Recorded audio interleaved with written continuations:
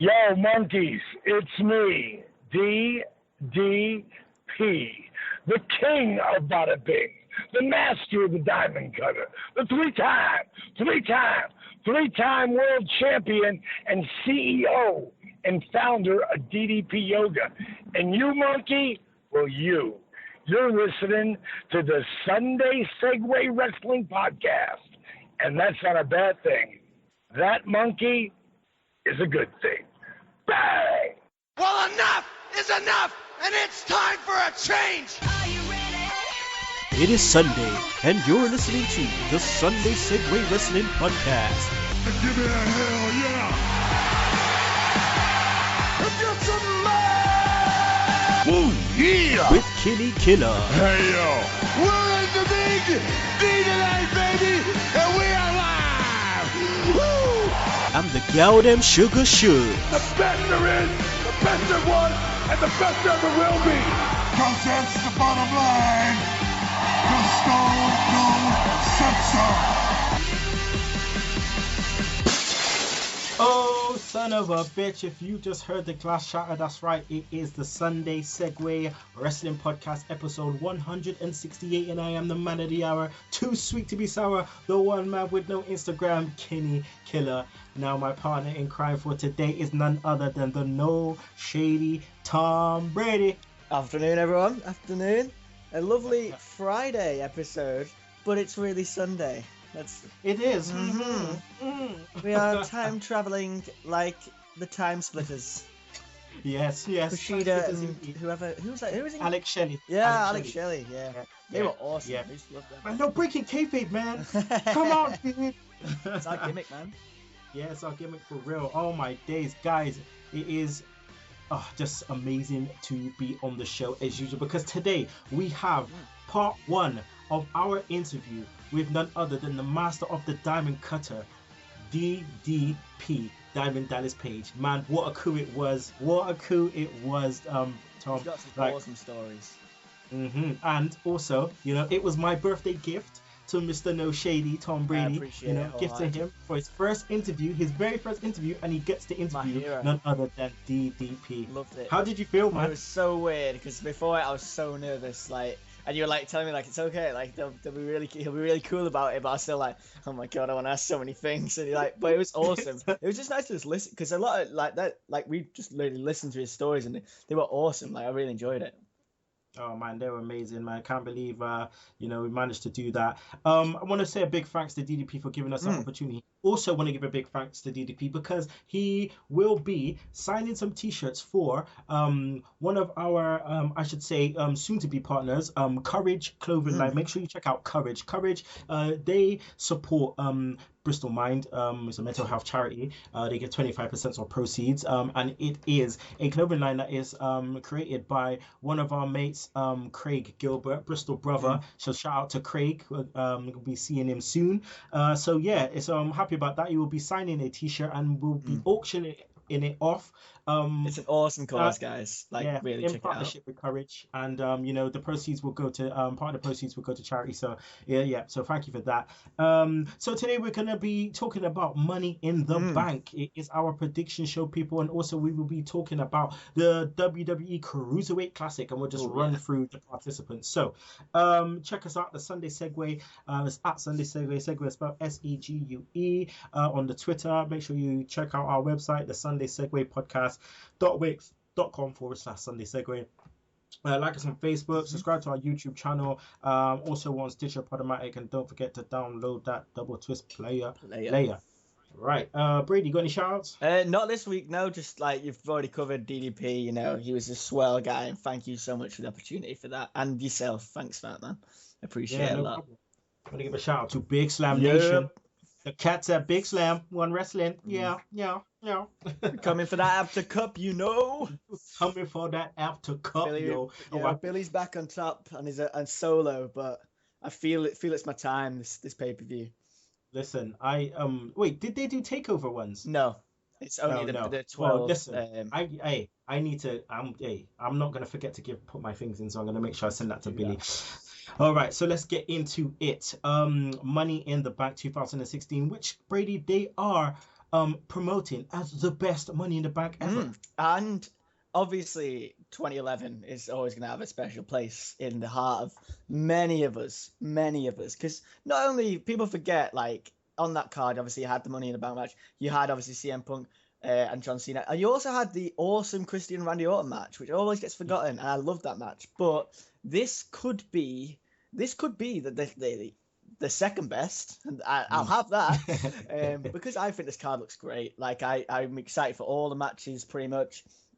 I think all the pay-per-views since Mania so far have been brilliant. Loved Payback, loved Extreme Rules, and Money in the Bank is set to be the best in my opinion. Yeah, definitely. From top to bottom, the card looks sharp. So let's go through the card and let's do our predictions. So let's do it. And I should actually write this down, because if we're gonna send this to Billy anyway, we might as well just write this bad boy down. All right, so let's get a piece of paper. Let's do this. All right, so we're gonna start off with Sami Zayne. Okay. We're going big. In the Bank ladder match. We're going big, right? So Sami Zayn, Cesaro, Chris Jericho, Dean Ambrose, Kevin Owens, and Alberto Del Rio. Who takes this one down? It's a funny one, because any one of these guys can win it. Yeah, especially after we got a massive swerve of it last year, because I don't think anyone really expected Sheamus. We got him. I certainly didn't. I think this is the first Money in the Bank where I think literally anyone could win it. Like, even if Del Rio, I think, who is the outsider, even if he won it, I wouldn't be shocked. I think it'd be an interesting move, and I think anyone who wins it is a good pick. But I'm gonna go with the obvious. I'm gonna go with Dean Ambrose. I thought the segment on Raw, the Ambrose side, I thought that was really entertaining, and I thought that was the best. It's the only real segment that Roman and Seth have done together, and I thought it was great. And so I'm gonna go with Dean, and this will open the show, I think, as well. Yeah, wow. Well, that's. I mean, obviously, one of the most obvious things is either Dean or Kevin Owens. And the thing is, it's always bodes better for a heel to carry it, I feel. And I feel like, Ambrose carrying it may become a bit Carney-ish. I don't know. I don't know if it's gonna be the right kind of look. Y2J is the one who created it, and he's never won it. Appleton. You know what I mean? He won it then. Yeah. He won it after. He won it in Stupidville. Yeah. But yeah, I don't know. This one's hard to pick. I don't think Cesaro will have it. I just don't feel like a face will have it. I don't think they'll do it justice. When was the last time a face had it? I can't even remember. Oh man, was it Daniel Bryan?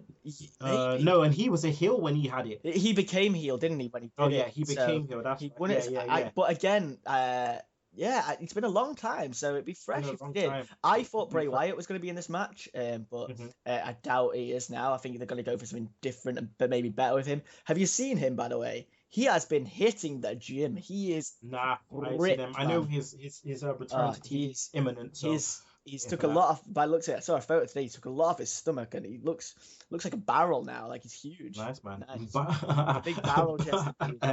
barrel rotunda. Yeah. So who you going then? Oh man, the safe bet's Kevin Owens. Dean Ambrose is an outside bet, but I want to win that Apter Cup, so I'm just gonna say Kevin Owens. Cool. Owens. Yeah. Okay, so we're going to go with the tag team title match, the New Day. Carl Anderson, Doc Gallows, Enzo Amore, Big Cass, and the Vaudevillains. This one's going to be interesting. I believe New Day are on the cusp of, beating that record of London and Kendrick. Yeah. I think will they beat it before they get to this pay-per-view? I don't think they do. I'm not certain though. So I wonder whether they win it, retain it, do the record, and then maybe drop it on Raw or something. I think they're dropping it to the club. Whether it's now or afterwards, I haven't really decided what I think yet.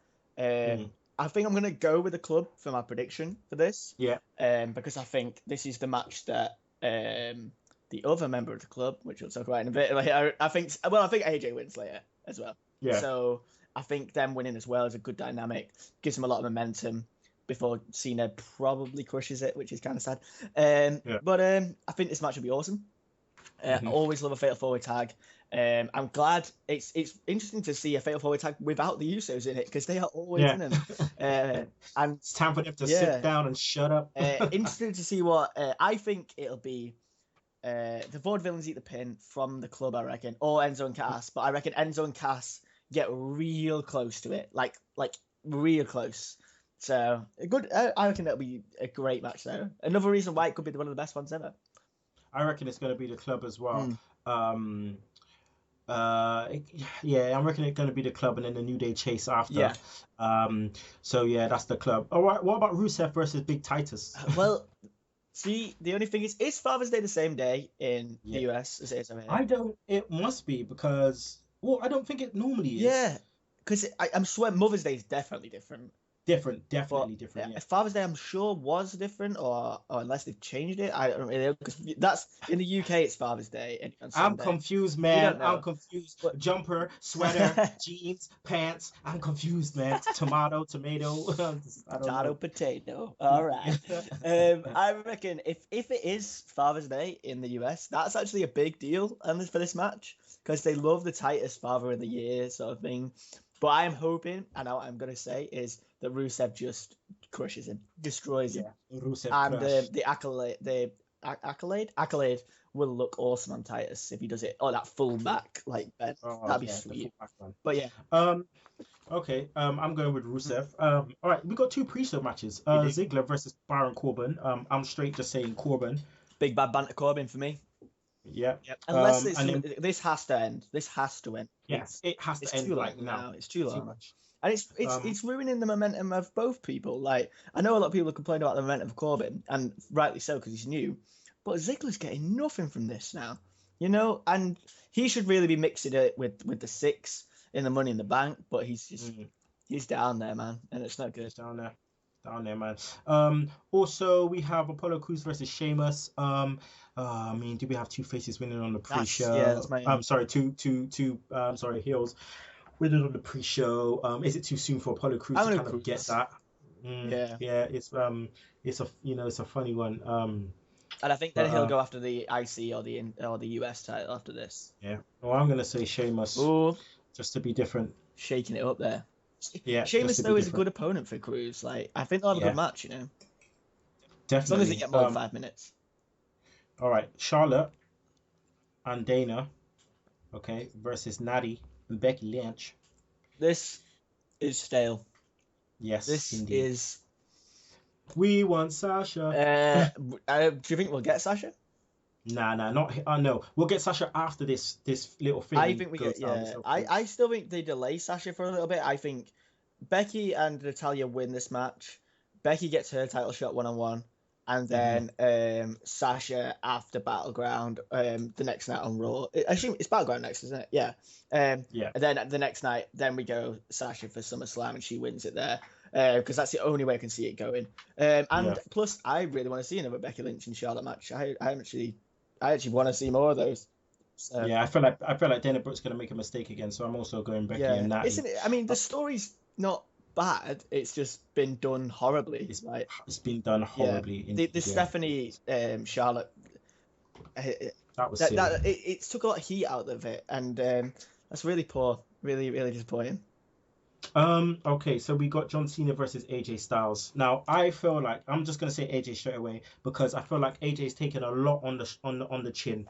He's taken a lot on the chin over the last couple of weeks, and I think he deserves a win. And he should beat Cena clean. Whether he beats him clean or not is another thing, because Luke Gallows and thing are bound from ringside, but Balor's not. I think he should beat him clean, or whether it's with shenanigans or whatever. But so I'm gonna go AJ. What's your thoughts? I'm gonna go AJ, and I'm gonna say it'll be the classic. I hope they break the classic Cena mold, because we saw it happen to Kevin Owens exactly this time last year. It's the first match goes to AJ. And I don't think it'll be clean. I think shenanigans, because then that was on the contract, wasn't it? Like, if they get him, you can't beat me 1-on-1, and they'll beat him 3-on-1, so to speak. Then in the 1-on-1 next, Cena clean, rubber match. Then we'll see. And if they go AJ, fair play to them. They've really. But this match will be awesome. This match is going to be incredible. And I hope it's the best match, because I think it will be. I love both of them. I really like John Cena's capable of having a great match with anyone, and so is AJ, and so put them together. And the styles, I'm interested to see how their styles. I don't really mean to do that. How their styles mesh. I think that'd be real tasty. Then we have the main event, which I think could be a good match as well. I think it'll be one of many between these two. Obviously, Seth Rollins' first proper match back. So I'm looking forward to seeing him in the ring with his White Ranger suit going on. So I'll be looking forward to that. Are we a bit too, is it too much of a thought to think that Rollins would win straight away? Because I'm going for Reigns just because, they might save the change for SummerSlam. Yeah. If they go there, but they might go Lesnar Reigns. I think Lesnar main event SummerSlam without a doubt, in my opinion. I can't see why they wouldn't do that given the UFC stuff. My opinion on this is, I said a while ago on, when did I say? I said this a while ago on here anyway. I wanted to see Rollins not go straight in and chase and not quite get a shot. Then maybe Survivor Series, Rumble sort of time. Then he gets a shot. Whether he wins then or not, I don't know. But I don't think he wins here. I want to see Seth turn or face because he's so desperate and the fans can see it. And then he almost I don't want to say needs the fans' help, but he warms to the fans. He's like, if you get behind me, like I can do this and I can beat Roman. And then I reckon he beats Roman later down the line. And then we got Dean, and then we got Roman, or someone wins. One of them wins the Rumble, and I think that's Seth. So, and Dean gets the briefcase, and Roman's gonna keep the title. That's I think that's the thing for Money in the Bank. Roman keeps the title. But again, like you say, brilliant match on the horizon there. Right. What we're gonna do now is we're gonna go and just talk briefly about the WWE Cruiserweight Classic. So we've got 32 names, 32 names. So we've got Akira Tozawa, we've got Alejandro Ciaz, we've got Anthony Bennett, we have Arya Daivari, who is Sean Daivari's younger brother. We have former Sunday Segue interviewee Brian Kendrick, Brian Kendrick. We have Cedric Alexander. We also have Tristan Archer. We have Mac. We have Damian Slater. We have Drew Gulak, who I'm looking forward to very much. Fabian Eichner. We've got Gran Metalik. We've got Gaurav Shira and Harv Shiva, who are the Bollywood brothers, the Bollywood boys. We've got Ho Ho Lun. Jack Gallagher is absolutely amazing, so I'm looking forward to Jack Gallagher in this setting. Jason Lee, Johnny Gargano, obviously, Kenneth Johnson, my absolute boy, who I cannot wait to return, Kota Ibushi,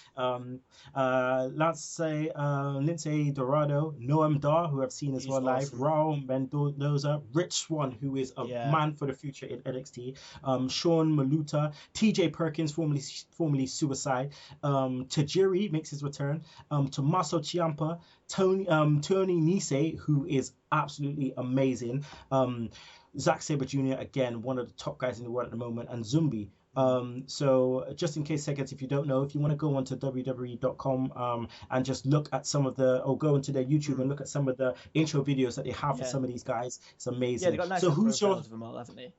Who's your standout picks for this, and who do you reckon's gonna take this down? I hear that Dar may be going to the NXT Performance Center. Him, Tommy End, Moose, and Big Damo, I hear, are going down there. So that's interesting. So that carries a lot of weight for Dar, but I don't think he wins this. I think it's going to be the final. It's going to be Zack Sabre Jr. and Kota Ibushi. And that's the match that we want. I mean, that's the match that I want to see. The other match I really want to see, please give us Tajiri versus Jack Gallagher, because that'll be hilarious, but also awesome. I'm just looking forward to the whole thing. I hope it's fun. I hope it's as good as I picture in my mind. Go on, who you calling? It's either Zack Sabre or Ibushi. I feel like it's going to be Zack Sabre Jr., but I want my boy Ibushi to win. But again, some of these matchups is going to be very interesting. I'm looking forward to seeing Rich Swann versus Cedric Alexander. I think that match is going to be, or if we get that would be amazing. There's a lot of guys that I'm looking forward to seeing here that I've never seen before. The Bollywood boys, I know they've wrestled for GFW, so that's going to be interesting. Drew Gulak as well. I'm looking forward to seeing him, man. Ho Ho Lun as well. I'm looking forward to seeing him. I'm surprised Thingy isn't in it. La Sombra, Andre Cien Yeah, Yeah. and me as well. But yeah, You know, it is what it is. interesting. And apparently, Amazing Red was meant to be in here as well, but he got injured. Oh, That would have been that sick. sucks, That would have man. been sick. But yeah, it is what it is. So I'm very much looking forward to to seeing this when it comes around. Right, what we're gonna do now is we're gonna go to a break, and then we'll be back with our interview with the one, the only DDP Part 1. So please Don't you don't dare miss it. Dare miss it. There's only one wrestling podcast that gives you honest, uncut opinions and the most unique trivia since WWE did the weakest link. And the only place you can hear the show-stealing podcast promo every single week. Covering WWE, TNA, Ring of Honor, Lucha Underground. Max Wrestling Podcast is the place for you. Join myself, Evan Money Michaela, The Phoenix, and The Butcher. Sundays at 7 p.m. UK time, 2 p.m. Eastern time with your host, Danny Dangerously, on VOC Nation and the Swerve Talk Network. Go to maxwrestling.wix.com/maxwrestling or follow us at maxwrestling UK for more details. Give in to the madness.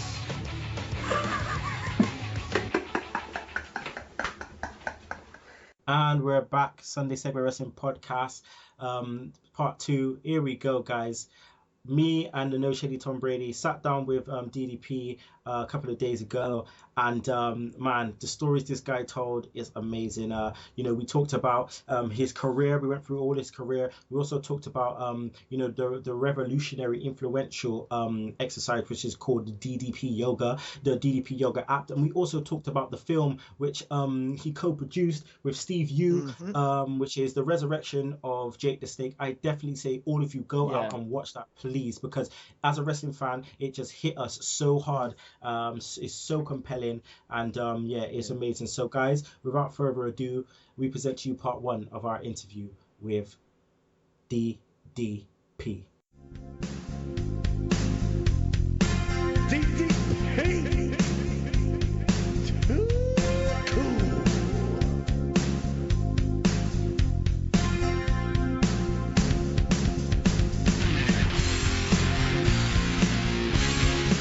Hello, Segheads, it's your boy here, the one man with no Instagram, Kinny Killa, along with the No Shady Tom Brady, bringing you the best in professional wrestling and interviews as we do every week. Now, we have a very special guest on the show today. It is our pleasure to introduce to you the master of the Diamond Cutter and the creator of DDP Yoga. It is none other than DDP Diamond Dallas Page. How you doing, Dallas? I never had a bad day in my life, man. You know that. My whole life is a positive journey, man. When I hit those potholes, I just kick out and get back up again. That's great. I mean, we just want to thank you for giving us the opportunity to interview you and allow yourself to, speak to all your UK fans. They've been looking forward to this. Awesome. Let's go. Let's go. So first off, I just want to start off with the beginning of your career. So where did you grow up? Actually, I call it Springsteen country because in the same county of New Jersey, Bruce Springsteen, John Bon Jovi, Danny DeVito, Jack Nicholson, Bam Bam Bigelow, and Diamond Dallas Page grew up. That's where we're all from. Wow, the Jersey Triad. Do you know Springsteen then, Dallas? Or? I have. Let's say this. He knows me, of course. I know him. His right-hand man for decades was a guy named Terry McGovern. And Terry McGovern was like my pseudo big brother growing up in the nightclub business. And I met him when he was throwing me out of the bar. And on the third time he threw me out, he said, "Don't come back." And that was all in the course of like a month. And I started being a bouncer around that time. And I realized what an idiot I was being pretty quickly. And I went back and apologized to him, not even thinking he'd let me back in again in his place. He was like, "Okay, come on in." Plus, he knew my dad. He knew my dad, and he bought me a drink. And he said, "I don't expect ever to be throwing you out of here again." I said, you never will, Terry. And he was a big badass, Navy SEAL, really close. When he passed away, Bruce wrote a song at him. I think it was Terry's song. It was called. But the basic hook was they broke the mold when they made you, and he was a really awesome guy. So I'd seen Springsteen, back when I was a kid at the Stone Pony. Bruce played the first time ever at my club that I ran. I was running at 24 years old, big nightclub that was a dance club, but also had bands and stuff. And there was a band called Bystander, and Bruce Springsteen got up and played Dancing in the Dark first time ever at my club. It's pretty cool. Wow. He's my fave. He's so good. So did you get much wrestling come to your town? Well, Asbury Park, that whole Jersey Shore area, it would come to the convention center, and I would get there from time to time, growing up as a kid. And I actually tried to wrestle when I was 22. I'd gone to the convention center with a buddy of mine named John Shipley. And the way the convention center was set up around the outside, it was like open because it's on the ocean. I mean, literally on the ocean. And the building didn't have hardly any. It was an old building, so the AC and it sucked. So the boys would come out and sit outside. And, we'd come around. Me and Shipley were like, hey, Hammer, how do you get into wrestling? He denies he said that, but he just goes, fuck off. And he walks back inside. And later that night, Gorilla Monsoon was in the main event. And as he was leaving, John and I were like stuck to him like glue. And when he got to his car, he finally gave us a number of this guy named Tito, who was a job guy that worked with New York quite a bit. And Tito Torres, not Ortiz, but Tito Torres. And I went up there probably about 8 weeks in a row every Monday. That was the only day he taught class. Or maybe that's the only day I could go there because that's when he taught when I was off. But you can't learn anything in one day. And I actually tried to have a couple of matches. I was brutal. I was horrible. And the last match, I tore my knee out going over the top rope, not knowing how to land. And next thing you know, I'm running my own nightclub, the first one I ran, which was like at 22 years old. And it wasn't a nightclub. It was more of a rock and roll bar. And I ended up getting pulled away from wrestling because I was so, just enthralled with the booze, the broads, and the party. And, I was New Year's Eve on two legs back then. And when wrestling blew up in the 80s, I stopped watching because I was so pissed because I knew I should have been a part of that. And at some point I was flicking the channels because back then we had about 5 of them. And I was flicking the channels on the TV and I came across Jesse Ventura, who was talking with Gorilla Monsoon. So I stopped. I'm going, God, who is this Jesse Ventura dude? What a character. And then the first match, because they would go with Gorilla, and back then Gorilla and Jesse would talk, and then they'd throw it to the ring. And who was the first match? With Jake the Snake Roberts. And he's got this, it might have been like 87 back then, 1987. And he had that snake. He had the bag. I'm like, what the hell's in the bag? And, Jake the Snake, you're like, is that a snake? And just to watch, he cut some promo at the end. I don't remember what it was, but next thing you know, I'm back watching again. And a little frustrated because I knew I should have been in the middle of it all. And a lot of people can say that, but I actually proved it 10 years later. It wasn't just in my head. Like, I knew I was supposed to be there, and I wasn't. And, that's when I started to come up with, about a year later, I was like, I'm too old to be a wrestler, but maybe I could be a manager. Jimmy Hart's got the Hart Foundation. I could be back when I first started wrestling, I was Handsome Dallas Page. And I took the gimmick of handsome, from Handsome Jimmy Valiant because I was a big, like, Handsome Jimmy Valiant made me want to be a wrestler. He's the first guy to, like, wow, this guy's so cool. I want to be him. And so when I started wrestling, I thought I was paying tribute to Handsome. I didn't realize I was ripping his gimmick off.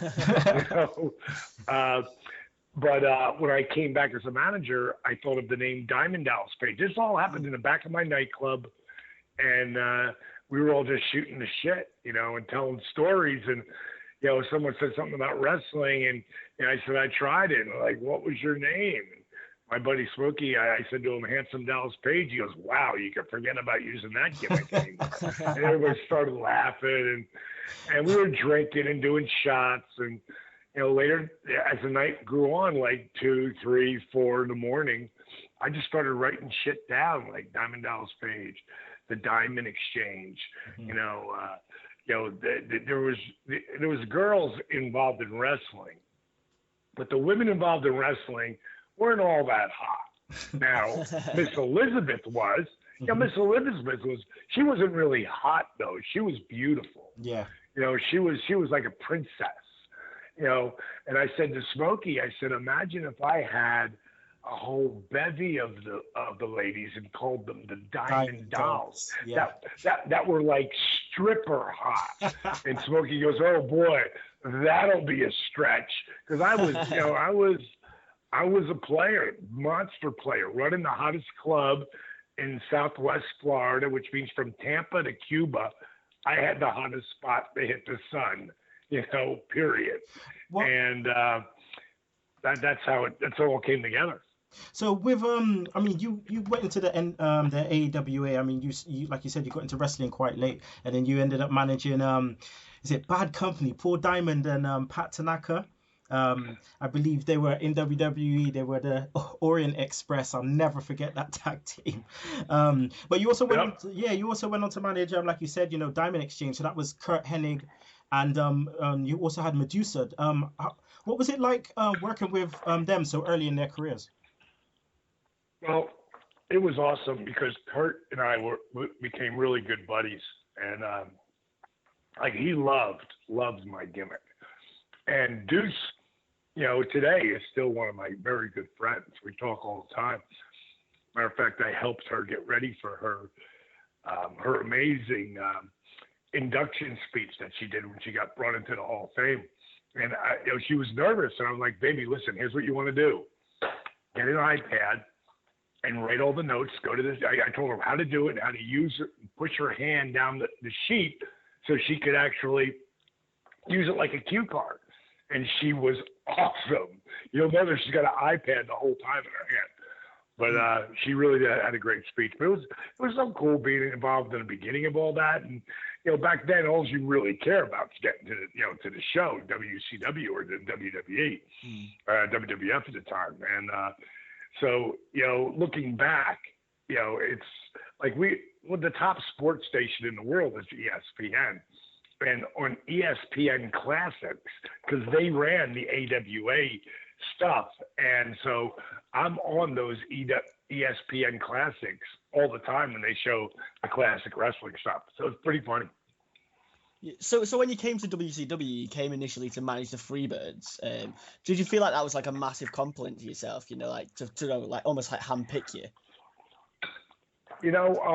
It was really Dusty Rhodes who put that together, but if Michael and Jimmy didn't want it to happen, it never would have. And I'm the kind of person that builds relationships. We'll get to the resurrection of Jake the Snake, but if you watch the resurrection of Jake the Snake, you realize, wow, this guy really is who he says he is. Like, I'm very authentic. I'm very real. If I tell you I'm going to do something, I do it, and you can take it to the bank. If I tell you I didn't do something, I didn't do it. I'm not going to let anybody blame me for something I didn't do. But, I'm just a very real guy. And when it comes to building relationships with people, they last a lifetime. Dusty Rhodes, without Dusty Rhodes, there is no Diamond Dallas Page. He brought me into Florida Championship Wrestling. He he groomed me to be a producer, not to be a talent. He loved my talent as a manager, but I was too over the top. That's why they took me away from actually managing guys. And I had 7 months left on my contract. So they let me go down. Let's let him go down there and see if he can actually do this. Never believing I could. But over that period of time when I was a manager in the AWA, I met Michael P.S. Hayes. And my point is that Michael P.S. Hayes and Dusty Rhodes, like when Dusty left Florida Championship Wrestling and he went back to the WWF and they put him in the polka dots and that whole deal, which he got over. That was a rib on Dusty, and he got it over. Because why would you stick the baddest cowboy in the world in polka dots? Exactly. Because they want to say, okay, let's see if you can get this over. Oh, you did. Bottom line is Dusty would always call me back. If I called him, and a lot of it had to do with his wife, Michelle, who loved me. And Michael P.S. Hayes would always call me back too. So him and I had developed a real relationship. And so when I came in to manage the Birds, my very first time, Michael said to Jimmy, I want to try something different here. I don't want us to say anything till the end. And he goes, just at the end. He said, I want us to have our backs to the camera, and I want Dally to walk right through the middle of us and cut the promo. He's trying to take us to greatness again. And I was like, what? Like, I'm talking for you two fuckers? Like, you're two of the best talkers out there. So it was a lot of pressure, and, I nailed it. I love that bit that you just said as well, that you get from the Jake the Snake Roberts film as well. When you said, like, you're always real. And the part in the film where I got that was when Jake tries to leave the car early on. And you tell him, no, like, we are doing this. And I loved that bit. I thought it was fantastic. Like, because you told him, you didn't lie to him. You never said it was going to be easy to him. And you just told him, we've got to do this. And that's awesome. Like, I really enjoyed that. I wanted to talk as well about, obviously, the NWO was formed in 96. And you had a big feud with a lot of them. And very notably, Macho Man Randy Savage. And we were wondering, like, how influential he was on you and, like, feudty career. Did you really enjoy that time? Did you enjoy working with him a lot? The best way I can summarize that is to tell the story. And you guys might have heard it because I've told it on WWE Network before. They featured it in their in one of the DVDs, Best of Nitro. But the best way I can tell you how much Randy's run meant to me was when I got to the end of it. And so now it's November, and we have Thanksgiving over here. It's a very, very, very big holiday. And everybody back then in 1997, we had pagers. And it was just like getting texts. Yeah. So I'm getting these, like what would be called today, texts. And they were all saying, D, thank you so much. Happy Thanksgiving. Thank you so much for helping me live my dream. Like, I helped over 30 guys get jobs and, with WCW. And you talk about living the dream at a different level. I went to bat for them, a number of them, from Canyon to Kidman to Glacier to Disco to Raven. Wow. Lord Steven Regal, Sandman, friggin' Public Enemy. I mean, you named it. I went to friggin' bat for those guys, and Ice Train. I mean, the list goes on and on. Ice Train. And I was getting all these texts thanking me and wishing me a happy Thanksgiving. And I started thinking, like, who doesn't know? Like, who have I not said it enough to? Like, thank you. And I knew my family knew, my close buddies know, because I talked to all my best friends since I was a kid all the time. And I was thinking, well, God, Randy, he probably doesn't realize how grateful I am. So I called him up, and I've never had Randy answer the phone ever, but in this time he didn't answer either. So I just left him a message. I say, Randy, I know it's going to sound kind of corny, but, a lot of the boys are calling me and thanking me for helping them out and helping them live the dream. And that's what I start thinking to myself, who am I thankful to? Who really, I know that I'm not in this position I am as one of the top guys in the business right now if it's not for you. And, man, I can't thank you enough for believing in me and putting me over at Spring Stampede, because nobody called that. That was completely Randy's call. And, elevating me to a whole new level to help me live the dream at a whole different level, man. And again, I just want to say thanks, buddy, and I hope you have a great Thanksgiving. That was it. I was just saying thank you. So, thank you, and please cost nothing, but you have no idea what kind of effect that could have on individual people. And about 2 weeks later, because he was on vacation or something, I hadn't seen him for like a week or so. And then the next week, you see, Randy was that intense son of a bitch you saw in the ring, out of the ring too. I mean, he could come down a little bit, but when he came down, it probably was behind closed doors and nobody saw it. Because I always saw a really intense individual. And when I saw him backstage, he's probably about 100 feet away from me. He was coming around the corner. And when he saw me, he yelled, "Diamond!" "Hey, man, Diamond, come here. Come over here." I'm like, what the fuck did I do? That's not a hey, buddy. It's not a hey, buddy. How you doing? It's a get over here. I'm like, okay. So I walk over there, and he grabs me by the arm, and he pulls me in this office. No one's around. And he says, "I got your message." And he just stared at me. And then he said, "So I pleaded a couple of times. And then I called my dad." And, his dad was a very famous wrestler from the 60s and 70s. And he said, "I called my dad, and I said, 'Dad, did you ever have any of the boys ever thank you like this before, after it was all over?'" And Randy just said, he goes, "I never even heard anybody do anything like this." And Randy just looked at me. He was so intense. And he grabbed me by the shoulders and he goes, "I just want you to know, it meant a lot." And then he gave me a big hug. You never really know, you don't know, sometimes. And thank you.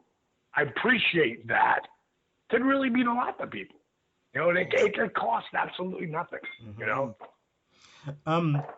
In '99, Spring Stampede, you won your first WCW heavyweight title in a 4-way. What did it mean to you to win the big gold belt at that point in your career? Well, first you got to think about who's in that match. Well, Hulk Hogan, unquestionably, if not the biggest star ever. He is absolutely maybe tied with the guy right next to him, Ric Flair, and the guy who will last and work really almost as long or longer than they did, it's Sting. Who is as big as icon as you can be. The only people who are missing from that match was, The Rock and Stone Cold. I mean, if you're going to put all of them in there, And Hulk's knee was bad. And Hulk, wanted to come back and work a program with me. So he wanted me to put him out. And Nature Boy taking the Diamond Cutter in the middle. And Nate, over our careers together, we're in a great spot right now, and I love Nature Boy. I mean, I love him, man. We had heat with each other over our careers and after our career, but that's all been patched up and fixed.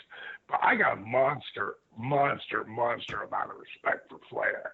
I mean, if you're one of the boys, and you're talking about a guy who was one of the best ever in the ring, on the mic, the living character. I mean, there's when I think of the best of all time, all the way around, I put him and Shawn Michaels together, because of everything. If Stone Cold would have had another 5 years, I'd probably put him above all of them. You know what I mean? But I mean, those three guys, to me, when you talk about work and talk and just owning the people, so for Flair to do the favor in the middle with my finish, and for Randy, who is the guest ring announcer, to hand me the world title strap. Oh, there is not a better moment in my career.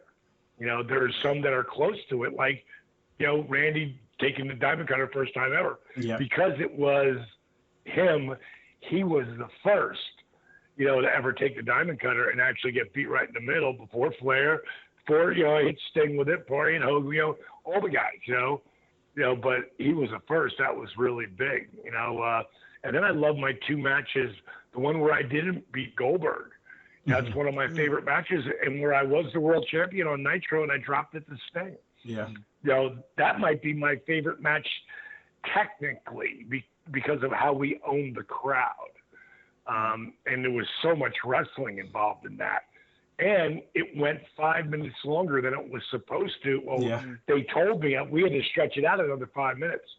So if we had never worked together, I don't think it would have been anywhere near as good as that. But because we had worked against each other a bunch of times, by that time we could pull shit out our ass, and it made it the best ever. And it was my finish where I go to pull him in the Diamond Cutter and he holds onto the ropes. And then I go again and he holds again, and then he walks out and hits me with the death drop. Freaking that just blew the roof off. It was just as loud when I hit Randy with it. When it hit Randy with a Diamond Cutter the first time. So really, all those matches are really big to me. Of course, the one that'll always be on top of them all is when you're handed the world title. And you have to understand where DDP yoga comes from, because at 42, I blew my back out, so I disappeared for a while. And I'm gone for I think I show up one time and it was too early. I had to go back off again. But I pretty much was down for 3 months. And then I'm back and my body's getting stronger. And then about a month or so later, that happens. So if there's no DDP yoga, there's no world championship. Yes. That moment never happens.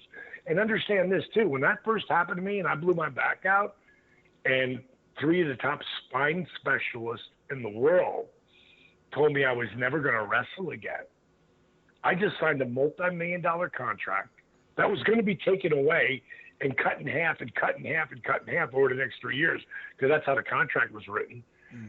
Forget the money, though. The career would have been over. Again, that never happens.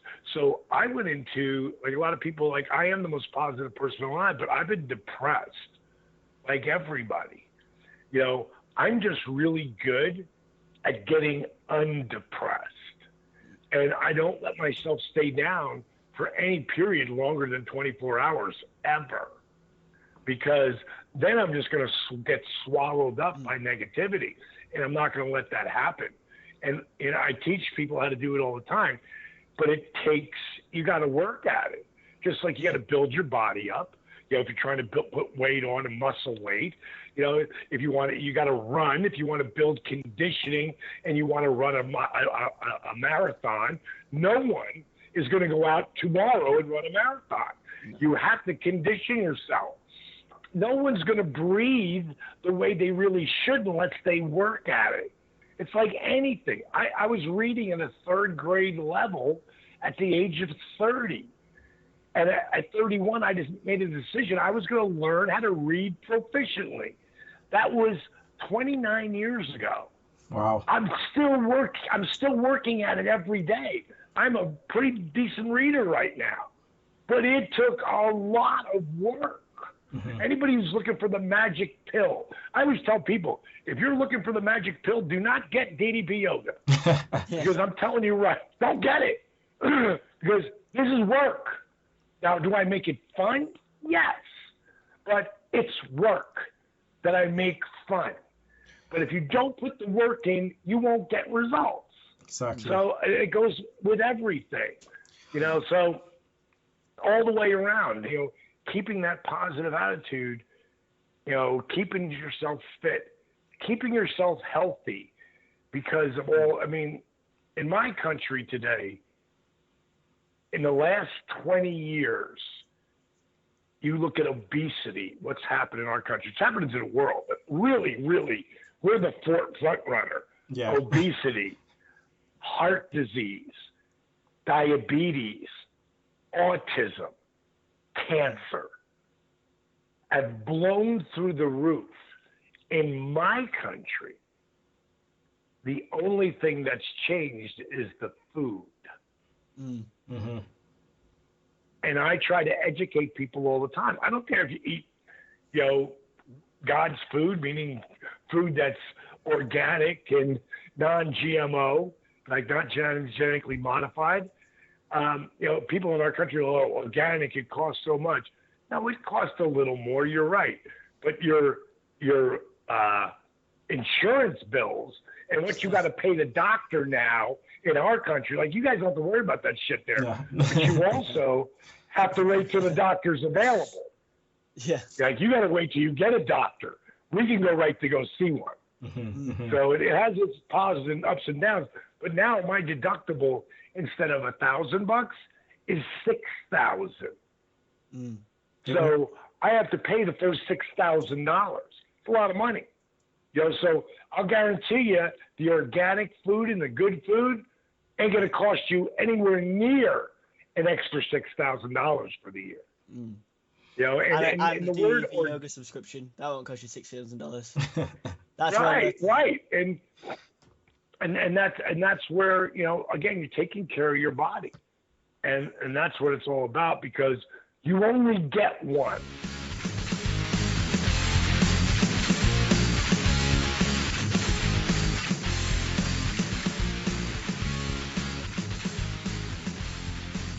There you go, guys. Part 1. I hope you liked it, because for us it was absolutely amazing. So make sure you come back next week to hear the second part. This is a 3-parter, guys. We spent an hour and a half with this guy. This is a 3-parter. So make sure you come back and make sure you listen to the second part. We'll be going through late WCW, early WWE when he comes in 2001. We'll also be talking about DDP Yoga. So yeah, guys, make sure you come back. Make sure you check out DDP. That's at Real DDP, and also sign up to DDP Yoga at DDP Yoga. Get the DDP Yoga app, which is also free. There's also a subscription version. Make sure you go onto the Resurrection of JakeTheSnake.com and go and watch and purchase some merchandise for Resurrection of Jake the Snake. Absolutely amazing. And guys, that is the end of the show. Man, I tell you what, it's been a great show, and make sure you guys come back next week, because next week will be part 2 of the DDP interview, and we should be back with some of our best partners of crimes on the show. Should be back. So yeah, guys, just make sure you come back. Brady, where can they find you? At tbrady94_. Just check us out there. Talk all wrestling, and please check out the Resurrection of Jake the Snake Roberts. It is fantastic. I can't recommend it enough. And also check us out on the flip side Sunday Segue TV with me and No Shady. We've been off for a bit, but we'll be back. We'll be definitely running down our thoughts on the final of the Best of Super Juniors, and we'll be looking forward to Dominion, which is this Sunday. So we'll be looking forward to that. My Monday is going to be stacked, man. I've got Money in the Bank, Dominion, and the England game. There's just no time. There's not enough time today. Not enough time in the day. Yeah, guys. So yeah, there you go. You can follow us. That's at Sunday Segue. Segue is spelled SEGUE. You can follow me. That's at Kinny Killa. That's KILLA. And if you don't like that, you can choke on nuts, slap nuts. Woo!